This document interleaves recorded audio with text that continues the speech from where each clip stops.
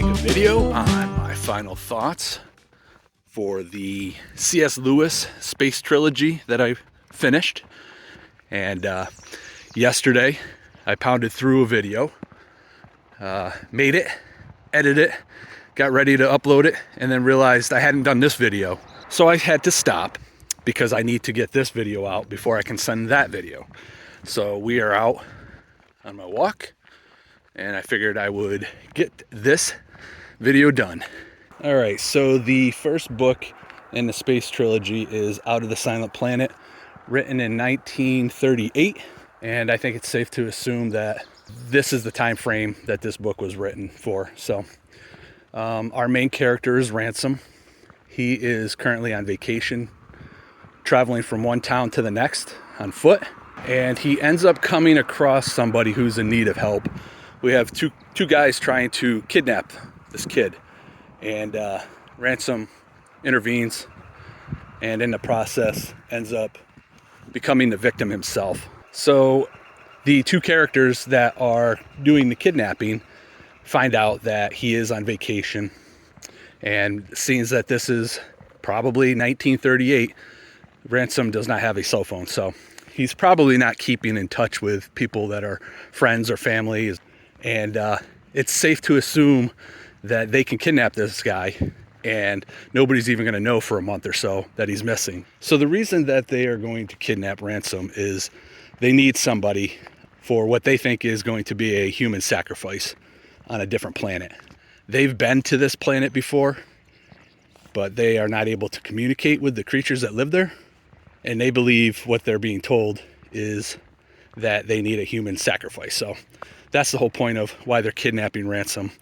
They throw him in the spaceship and they travel to this planet. The gist of this story basically is him living on that planet, becoming familiar with the different types of creatures that live on that planet. And he's able to learn their language for the most part. And he understands what the two other guys are trying to do. Again, I won't give that away. But I would say that this planet represents, it's similar to ours, except for I believe it's not fallen yet.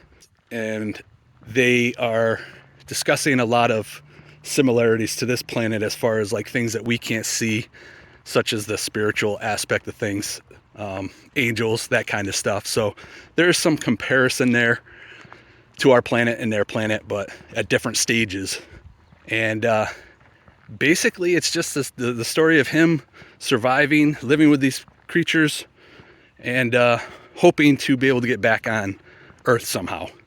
And I know it doesn't sound that exciting, but it was a decent book, man. I thought it was pretty good. I like the retro aspect of the sci-fi. Very basic, very simple.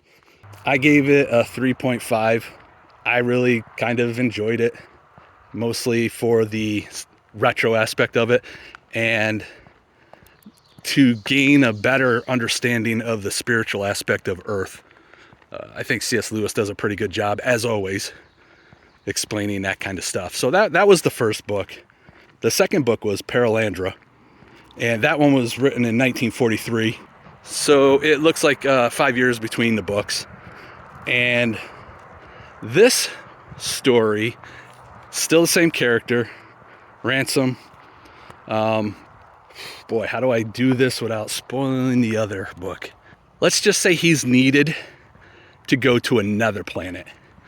And in this story, that's basically what happens. He goes from a different place. He goes from one place to a different place. So I'm not giving away too much, but basically he's needed at another planet, Perelandra. And this book was phenomenal. I would have given it, well, I guess I'll give it away. I gave it a 4.5. I would have given it a 5, but there were certain times when he would just hammer away on the mundane things over and over. But the rest of the book was amazing. It was basically of him and another woman on a planet. And you kind of get the feeling that it's a telling of like Adam and Eve before the fall, where you have the woman, there's a bad guy who is representing Satan, trying to convince the woman to do something that she was told by her God not to do. And that is what this story is about throughout the entire thing. And it just is a very good depiction of what it may have been like for Adam and Eve. Again, C.S. Lewis does an amazing job. So that story plays out, and it's a great book. I don't know how else to say too much without giving too much away, but if you're interested in a story that would be similar to an Adam and Eve story, this is for you. Highly recommend this book.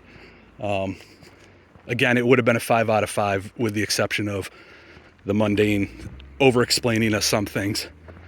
So yeah, that was Perelandra. And the final book in this trilogy was called That Hideous Strength. And that one was written in 1945. So that was 2 years after the second book. Okay, so this one, we're basically back on Earth. And Ransom is our main character. Well, I say he's our main character, but he isn't in this for quite a while. And basically, I guess a simple way to put it would be, it feels almost like a 1984 Animal Farm. Basically, we have a world system trying to take over. And the reason that I was told to read Abolition of Man, which I never got to this month, or last month I should say, I just did not get through many books, but I guess this is the book that would have explained this a little better and more in detail. But that's really what this book is about, is just getting rid of mankind, getting rid of like what we are, what is good, what we enjoy, and just replacing it with their version of what I would say is garbage, trash. But, you know, we're made to think that it's actually good. So it's basically a telling of that. I struggled to get through this one, and I couldn't understand what my problem was with it. But I think after thinking about this for a little while, there wasn't enough dialogue, in my opinion. If you like a lot of descriptive narrative, then you'll probably love this book. I don't know. I felt like I was just getting impatient with it. I really wanted the story. I don't want to say care, but I didn't really care about all the descriptive stuff that was going on around it. But it ended strong. I ended up giving it a 3 out of 5. It was my least favorite of all the books. The ironic part is that Mike was talking this up. I've done this take so many times, so I have no idea what I said earlier, but Mike is my pastor, and I think I said, unfortunately, a good friend of mine. But he loved this book. He thought the third book was the best book of them all. And I just could not agree with him. I thought by far the second book was the best book in this trilogy. But I guess we're all allowed to have our own opinions, even if he's wrong. But yeah, that is the 3 books that are in this Sci-Fi trilogy. I would say people who are in the Christian faith would probably enjoy this way more than a secular believer, or a secular reader. I guess maybe they're a secular believing. It's just a matter of what you're believing in. But yeah, I definitely think that if you're a Christian, you would definitely get more out of this than a non-believing person. So I would recommend them all. Just trying to think if there's anything I want to add. As far as the book goes, I guess that would be it. Overall, I guess one of the other parts of the last book was it wasn't so much sci-fi. It kind of lost the sci-fi. I mean, all right, I say that, but there's a part in there that is completely sci-fi, almost like fairy tale kind of aspect of it. So I'm wrong in that aspect, but it lost the space aspect of it. So maybe that was part of my problem. We're back on Earth. Yeah, there's no more space travel. So yeah, I recommend this.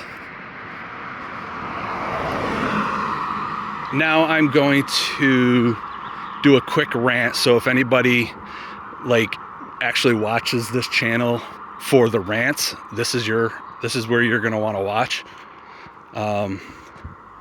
because I walk a 3.5 mile loop and I'm almost home at this point, and I actually stopped for probably 10 minutes to try and record this while sitting down and could not get this done. And you have no idea how bad I want to swear about the amount of traffic. Clearly shooting videos on a Friday is a bad day to do this. I know I've told you guys this before, but I live in Cowtown, man. Where are all these people coming from? Where are they going? Yeah, so I really wanted to curse. And then it doesn't help walking along the road. And if I could speak and tell a story and count at the same time, I've already thought this. I may do a video where I just go and count every single bottle or can that is on the side of the road that has to do with alcohol. Again, in the middle of nowhere. Yeah, so I'm quite frustrated. I started out in such a good mood, and it went downhill progressively. So I am going to go home, plug this into the computer, and piece the snot out of it. We'll see what makes the cut and what doesn't. I guess maybe that wasn't such a bad rant, but I needed to get off my chest, and I still want to swear, but I'm not going to.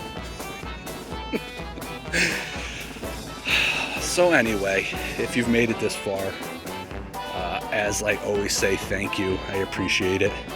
I hope that I did this justice, because I would like for some people to actually, if anything else, get booked too. But yeah, maybe check this out. Especially if you're a Christian, I think you'll grasp more of it. Well, I don't want to say grasp more of it, but I think you'll enjoy it more. I guess maybe you would grasp concepts more than. Yeah, I think I'm done. The brain's shot. I'm breathing heavy. I'm hot, cranky. Good day.